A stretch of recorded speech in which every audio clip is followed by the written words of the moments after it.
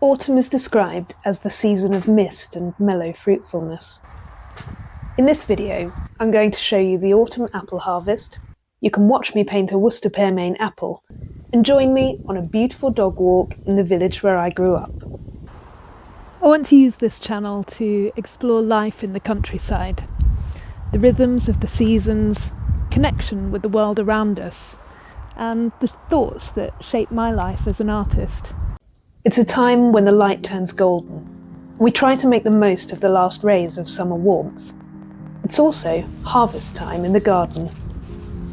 We're lucky to have 3 apple trees in our garden: James Grieve, Cox's Orange Pippin and Worcester Pearmain. This is the James Grieve. It's straining under the weight of the summer fruit. It's actually my favourite one. If you pick it early, it's great for cooking, but left on the tree until October or November, it's absolutely delicious. You can probably see that the tree has struggled since it was flooded and waterlogged a couple of years ago, so we'll need a rescue plan to save it.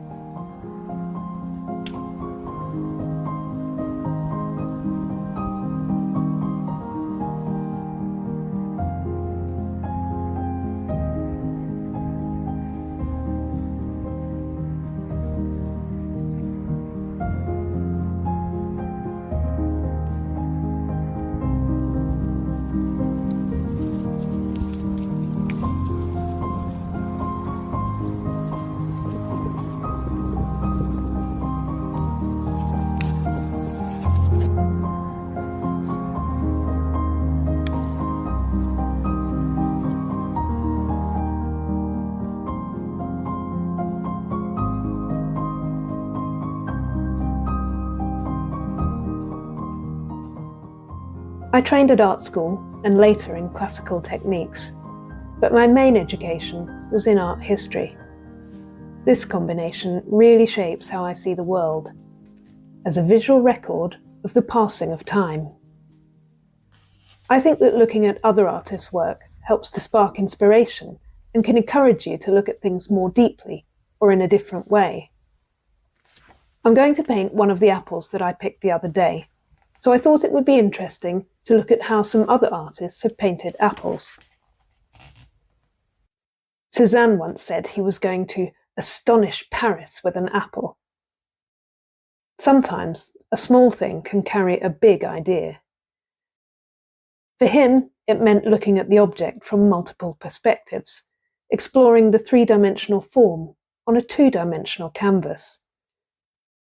By looking at the different planes and exploring the forms from multiple viewpoints, he pioneered a radical new approach to still life, which would eventually influence movements like Cubism. Still life has often been undervalued in art history, despite being an important part of many artists' work. Those of you who know a little bit about art history might think about the Dutch Golden Age for still life painting. But today, I want to introduce you to an extraordinary Spanish painter from the 18th century. Luis Melendez painted these wonderfully detailed still life paintings using dramatic stage-like lighting. He studied the effects of light, texture, and the colours of fruits, vegetables, pots, and glass. Each piece is painted with as much care and reverence as if it was a royal portrait. I love that artists working in very different styles have treated something as simple as a piece of fruit with such care and attention. The apple I'm going to paint is a Worcester Pearmain. It has such a beautiful sheen, I thought it would make the perfect oil study.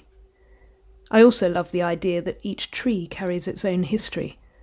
From the floods to the sunshine, all of that history comes out in the fruit. Painting one of its apples feels like recording a little of that story and of this year's harvest.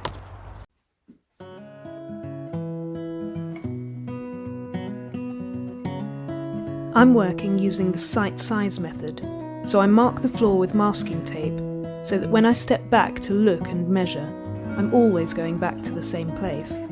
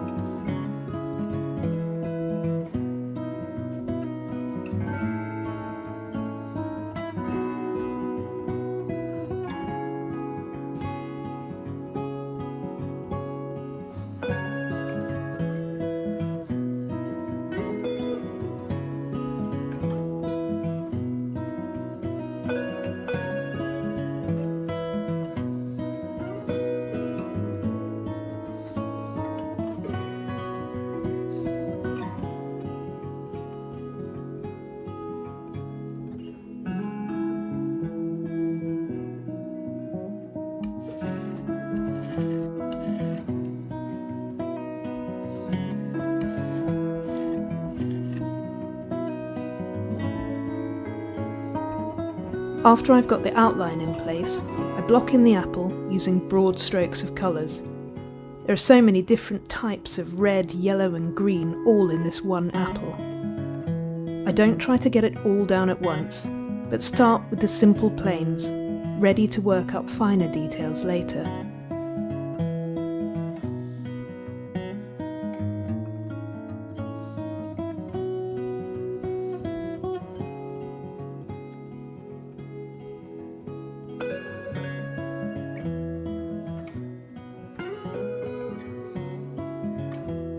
As the painting progresses, I can add more details. Painting from life is a very mindful practice. You have to be truly present and give the object your full attention in order to try to recreate it, or your interpretation of it, on the canvas. The longer I look, the more I see, small variations in colour or light catching on the skin.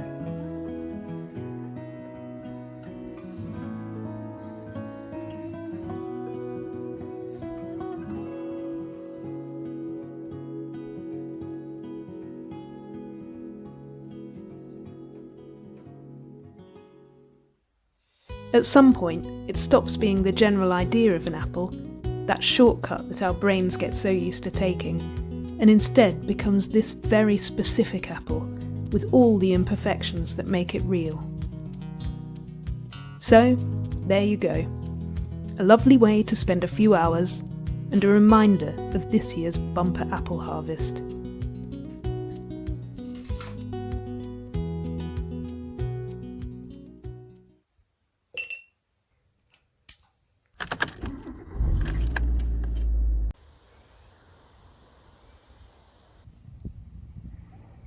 Today's dog walk is slightly different from my usual walk. I've travelled about 30 minutes southwest from where I live to visit the village where I grew up.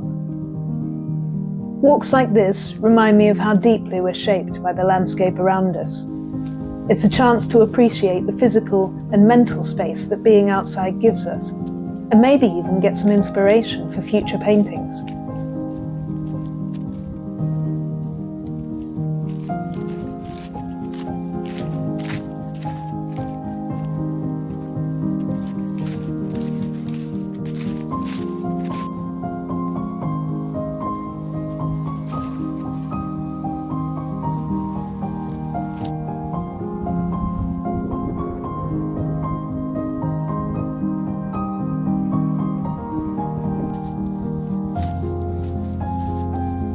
As the days grow shorter, I think about how each season brings its own kind of beauty, its own colour palette.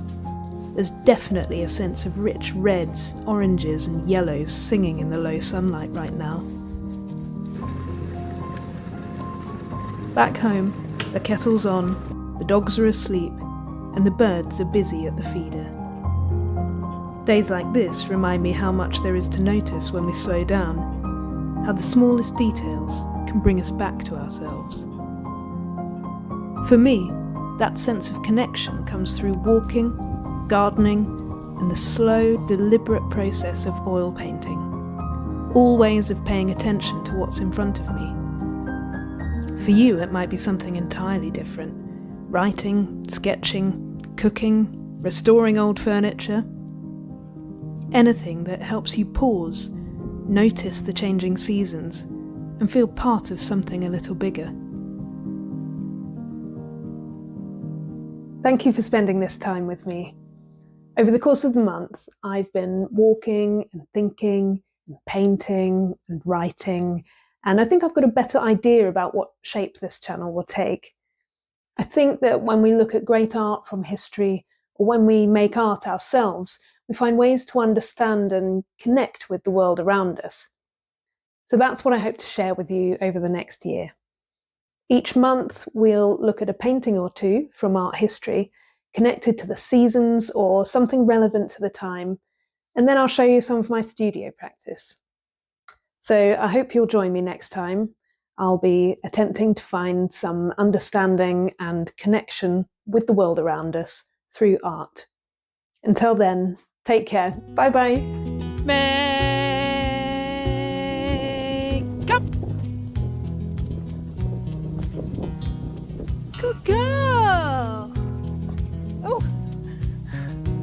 girl.